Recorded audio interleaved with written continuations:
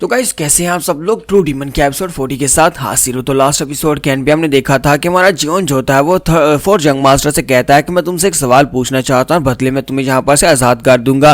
तो वो उससे पूछता है मुझे बताओ कि तुम फैंटम स्वॉर्ड के बारे में क्या जानते हो और वो कहाँ पर मिलेगा। तो उसकी बात सुनने के बाद उसे सारी बात बताता है कि उसे कहाँ पर मिलने वाला है। तुम्हारा जियोन कहता है अच्छा तुम्हारे कहने का मतलब यह है कि फैंटम स्वॉर्ड यहाँ पर हो सकता है। फोर्थ जंग मास्टर से कहता है कि हाँ ये सिर्फ और सिर्फ एक रूमर है, यानी कहा जाता है कि वो यहाँ पर हो सकता है, लेकिन लोगों को यहाँ पर बात क्लियर नहीं है कि क्या वाकई में यहाँ पर होगा भी या नहीं। तो जियोन वहां पर उसकी बात सुनने के बाद सोच रहा होता है कि चीजें और भी ज्यादा कॉम्प्लिकेटेड हो जाएंगी अगर वो वाकई में वहां पर हुआ। तो असल में यहाँ पर इसी जगह की बात की जा रही होती है कि ह्यूमन अर्थ एसोसिएशन का वो एक मेंबर है कि फोर्थ जंग मास्टर की इन्फॉर्मेशन के मुताबिक वो उसे बताता है कि हो सकता है कि वो इसी ह्यूमन अर्थ एसोसिएशन के अंदर ही तुम्हें मिल जाए। इसी के साथ ही हमारे जियोन को बाहर से आवाज आती है, उसकी स्पिरिट जो होती है वो उसे कहती है कि मैंने यहाँ पर बाहर के सभी गार्ड्स को ठिकाने लगा दिया है, तुम यहाँ पर से निकल सकते हो। तुम्हारा जियोन जो होता है वहां पर उसे कहता है कि मैं यहाँ पर अपने वादे को पूरा करने वाला हूं, अब मैं यहाँ पर तुम्हारे हाथ खोल दूंगा। और इसी के साथ ही हमारा जियोन उसके हाथ खोल देता है और उसके हाथ खोलने के बाद फोर्थ जंग मास्टर से कहता है क्या तुम यहाँ पर से भाग कर जाने वाले हो, लेकिन अगर हम लोग यहाँ पर से भाग कर जाएंगे तो फिर तुम्हें नहीं पता कि मॉक स्वॉर्ड फैमिली के साथ क्या होगा।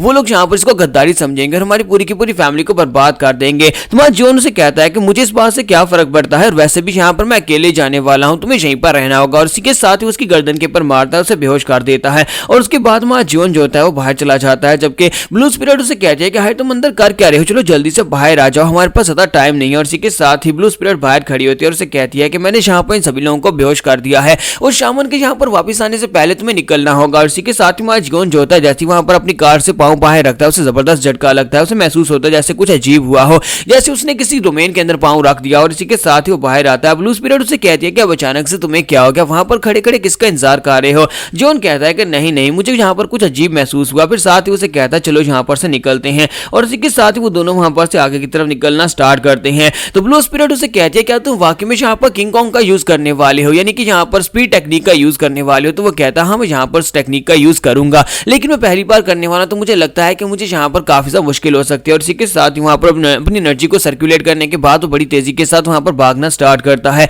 किंग कॉन्ग का मतलब है कि उनकी जो स्पीड है वो काफी ज्यादा बढ़ जाएगी। तो हमारा जियोन कहता है कि नॉर्मल स्पीड वॉकिंग से तो यही अच्छा है, नॉर्मल अगर मैं यहाँ पर दौड़ूंगा भी तब इतना तेज नहीं भाग सकता जितना किंग कॉन्ग की मदद से मैं यहाँ पर दौड़ सकता हूँ। तो हमारा जियोन जो होता है बड़ी तेजी के साथ सामने की तरफ भागता जाता है। वहां पर भागते भागते वो रास्ते में एक दूसरी चीजों को भी एनालाइज कर रहा था कि वो कहां पर जा रहा है। और वहीं पर भागते भागते हमारा जियोन जो होता है एक जगह के पर रुक जाता है। ब्लू स्पिरिट से कहती है अब तुम्हें क्या हो गया, जहां पर क्यों रुक गए हो। तो जियोन कहता है क्या तुमने जहां पर इस बात को नोटिस नहीं किया कि हम लोग जहां पर एक सर्कल में घूम रहे हैं। तो वो कहती है कि नहीं मुझे तो ऐसा बिल्कुल भी नहीं लगता। तो उसे कहता है कि हम लोग सर्कल में ही हैं, ये वाला पेड़ तुम देख रहे हो, इस पेड़ को यहाँ चौथी बार है, मैं चौथी बार इस पेड़ को यहाँ पर इस जगह के ऊपर देख रहा हूँ। तो यहाँ पर पूरी तरह से श्योर हूँ कि मैं यहाँ पर सर्कल्स में घूम रहा हूँ, लेकिन तुम्हारा नहीं पता क्या तुम यहाँ पर इस बात को एनालाइज नहीं कर पा रही, तुम्हें नहीं लगता कि हम लोग यहाँ पर किसी बड़ी फॉर्मेशन के अंदर ट्रैप हो चुके हैं। तो ब्लू स्पिरिट उसे कहती है अगर हम लोग यहाँ पर किसी बड़ी फॉर्मेशन के अंदर ट्रैप होते तो मैं अभी तक यहाँ पर उसको सेंस कर लेती, मुझे पता चल जाता कि ये एक बड़ी सी फॉर्मेशन है, लगता है कि तुम्हें यहाँ पर कोई गलती लगी है, चलो जल्दी से फिर आगे की तरफ बढ़ना स्टार्ट करते हैं। और इसी के साथ ब्लू स्पिरिट से कहते हैं कि तुम बस यहाँ पर नर्वस हो रहे हो,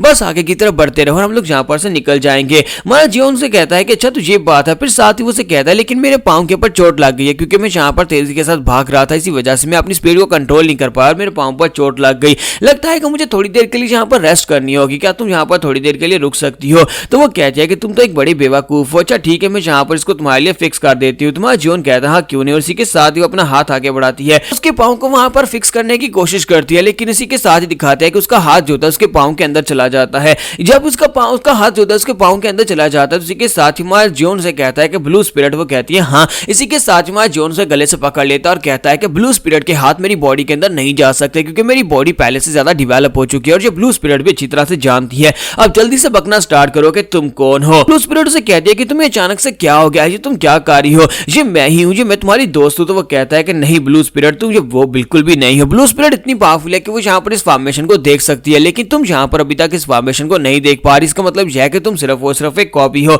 और इसी के साथ ही वहां पर उसकी बॉडी जो होती है खुद ब खुद वहां पर डिस्ट्रॉय हो जाती है और उसकी बॉडी के डिस्ट्रॉय होने के बाद वहां पर से एक लकड़ी की डॉल निकल आती है। तुम्हारे जियोन के हाथ में वहां पर एक डॉल निकल आती है जिसके ऊपर बस एक तलिस्मन लगा होता है। और इसी के साथ ही हमारा जियोन जो होता है वहां पर अपनी अट्रैक्शन आर्ट को यूज करते हुए फिर उस डॉल को अपने कंट्रोल में करता है और साथ ही वहां पर स्पेशल टेक्निक के साथ वहां पर उस बैरियर को तोड़ देता है। उसके इर्द गिर्द जो फॉर्मेशन होती है वो सिर्फ और सिर्फ एक इल्यूजन फॉर्मेशन होती है, वो सोल्यूशन फॉर्मेशन को वहां पर शैटर करता है। तो उसके शैटर होने के बाद शामन चो उसके सामने खड़ा होता है। तो शामन चो दूसरी तरफ से अपनी टेक्निक को परफॉर्म कर रहा था, साथ ही सोच रहा था मैंने ये तो बिल्कुल भी नहीं सोचा था कि ये लड़का इतनी आसानी के साथ यहाँ पर मेरी इस बड़ी सी वर्ल्ड फॉर्मेशन को तोड़ डालेगा। इसने मेरी फॉर्मेशन को तोड़ दिया और साथ ही इसने यहाँ पर इस डोल को पहचान लिया कि ये डोल जो है ये कोई असली नहीं था बल्कि सिर्फ और सिर्फ एक डोल थी। शामन चो जो होता है उसकी वजह से काफी ज्यादा इंप्रेस होता है और इसी के साथ ही हमारा जियोन से कहता है कि लड़के मेरे डिसाइपल बन जाओ। तुम्हारा जियोन इस बात से अब काफी ज्यादा हैरान होता है और कहता है क्या तुम्हारा डिसाइपल बन जाऊं? तो वो कहता है हाँ मैं यहाँ पर चाहता हूँ कि मेरे डिसाइपल बन जाओ। जबकि हमारा जियोन वहां पर अपने आसपास देखता है और कहता है कि शामन जहाँ पर बिल्कुल अकेला है, इसके अलावा जहाँ पर कोई भी नहीं है, मैं जहाँ पर इसको मारकर निकल सकता हूँ। जैसे ही वो आगे बढ़ने लगता है उसके चेहरे के ऊपर एक कट लगता है क्योंकि उसके इर्द गिर्द जहाँ पर एक ब्लेड फॉर्मेशन होती है, एक बहुत ही पावरफुल ब्लेड फॉर्मेशन, अगर वो मूव करेगा तो ब्लेड्स उसकी बॉडी के अंदर दस जाएंगे। तुम्हारा जियोन कहता है कि ये कैसे तो यहाँ पर एक ब्लेड फॉर्मेशन बिछा रखी है। तो शामन चो से कहता है कि तुम्हें क्या लगा था कि मैं यहाँ पर इतनी आसानी के साथ तुम्हें छोड़ दूंगा और चाहे तुम यहाँ पर आकर मुझे मारकर भाग जाओ? ऐसा तो बिल्कुल भी नहीं होने वाला। मैंने यहाँ पर एक बहुत ही पावरफुल बैरियर लगाया हुआ है और इसी के साथ ही उसे कहता है कि मैं पूरी तरह से यहाँ पर तैयार हूँ। लेकिन क्या तुम वाकई में यहाँ पर तैयार हो इस हार्श वर्ल्ड के अंदर जिंदा रहने के लिए? तुम्हारे पास यहाँ पर कुछ बहुत ही कमाल की चीजें हैं, लेकिन कभी यहाँ पर किसी दूसरे के पे भरोसा मत करना। ये तुम्हारे टीचर की पहली टीचिंग है जो मैं यहाँ पर तुम्हें दे रहा हूँ, ये पहला लेसन हमेशा याद रखना। तुम्हारा जियोन कहता है कि मैंने यहाँ पर ये तो नहीं कहा कि मैं तुम्हारा डिसाइपल बनूंगा, तो फिर यहाँ पर तुम्हारा बहुत बहुत शुक्रिया मुझे यहाँ पर लेसन देने के लिए, पर मुझे यहाँ पर तुम्हारे लेसन नहीं चाहिए। और इसी के साथ ही अमन चो अपने पास से एक लकड़ी की डोल निकालता है और उस लकड़ी की डोल को हमारे जियोन को दे देते हैं क्योंकि वो उसकी फेमिलियर स्पिरिट डीमन मॉन्क होती है। तो वो कहता है कि ये तो डीमन मॉन्क है, तुमने इसे यहाँ पर इस लकड़ी की डोल के अंदर कैसे ट्रैप किया? तुम्हारा जियोन उसे कहता है कि तुमने ये कैसे कर लिया? तो वो कहता है कि मैं यहाँ पर तुम्हें ये सब कुछ भी सिखाऊंगा,